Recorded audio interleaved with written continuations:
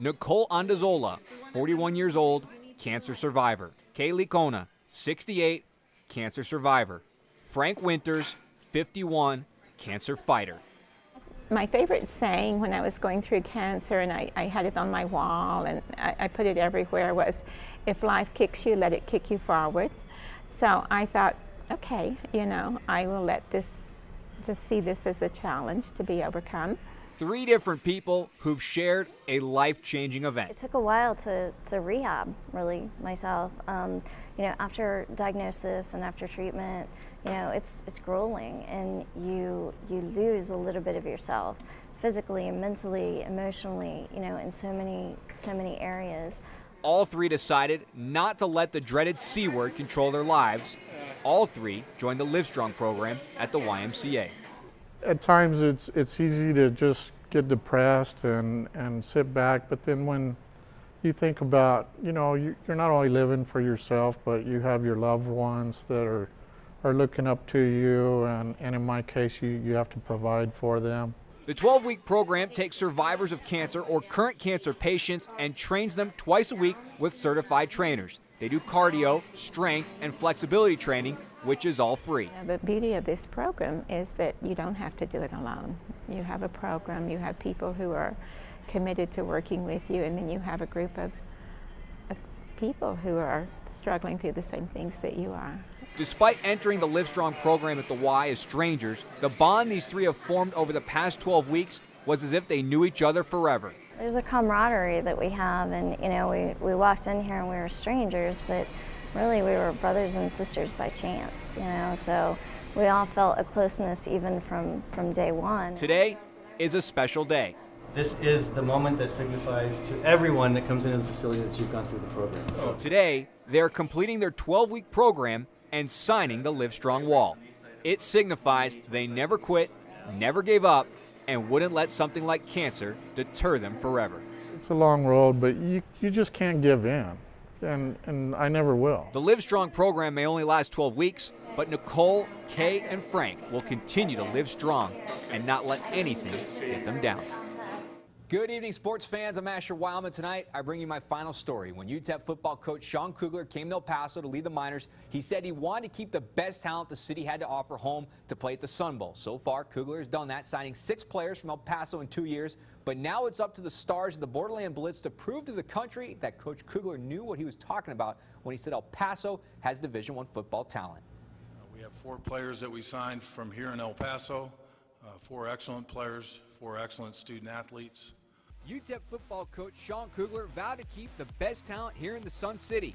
He did that in 2013 with the Jones brothers, Aaron and Alvin, Andrews QB Ryan Metz, and Franklin High O lineman Derek Elmendorf. It was very special to me, being a hometown, kid and growing up with people, I played sports with. But really what meant a lot more to me was being put in a category of, offensive, defensive linemen to come out from El Paso, like your Brian Youngs, your Mike Deals. Like Derek said, be a hometown kid here, and hopefully I can shine and then turn that hometown kid into a hometown hero. I think that'd be a pretty cool name to have. Aaron was a star not just for the Miners but for the city, an instant fan favorite, and a star coach Kugler spotted that others missed. I had some schools who were taking interest but never offered, so I made it to myself, like when we play them, play your best game, and I just really thankful that Kugler gave me the opportunity a lot of other schools didn't give me.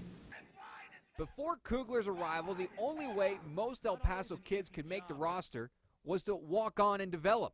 Alvin Jones was a lengthy, skinny QB and DB at Burgess, but Kugler saw his potential, and now Alvin wants to prove his coach was right all along about El Paso talent.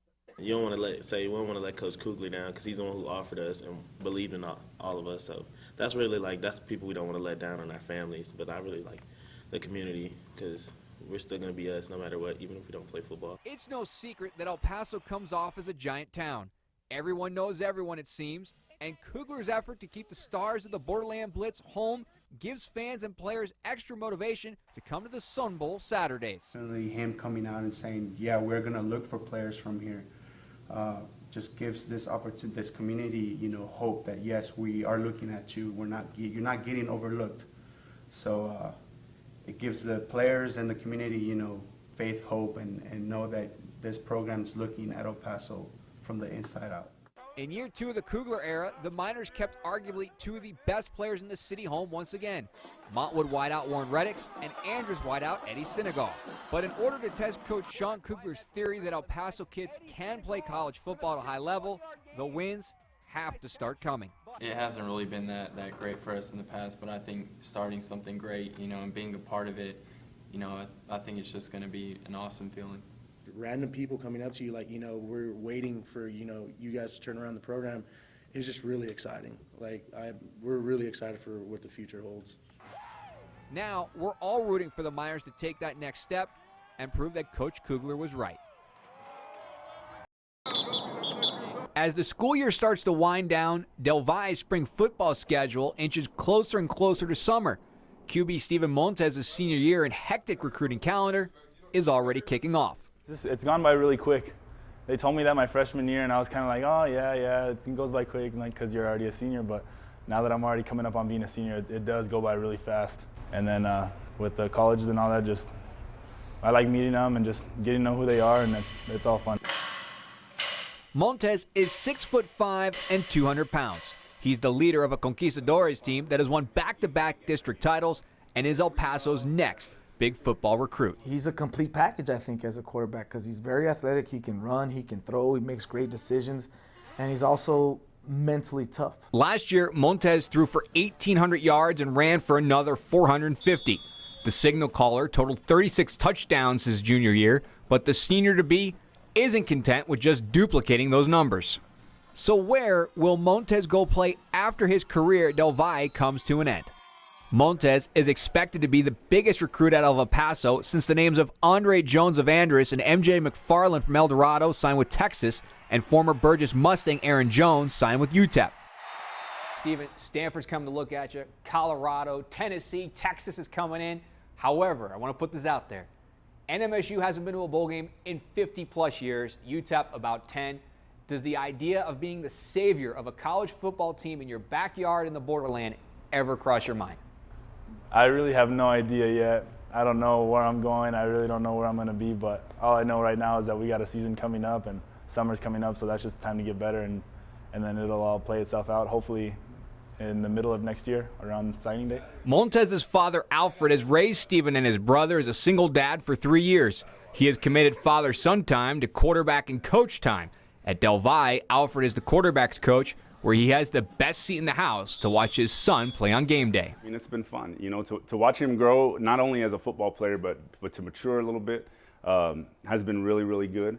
I get to watch him and things that I want him to perform. It's nice when he does it, We'll be in practice and I'll say, okay, this play's going on. Let me see what you're thinking, and we're thinking the same thing. Montez is being recruited from all parts of the country. The idea of starring in his hometown is appealing, but so is the chance to put El Paso on the map in a BCS conference. Steven's senior year hasn't officially even started yet, but the where will Steven Montez end up and the how far can he take Del Valle discussions already have.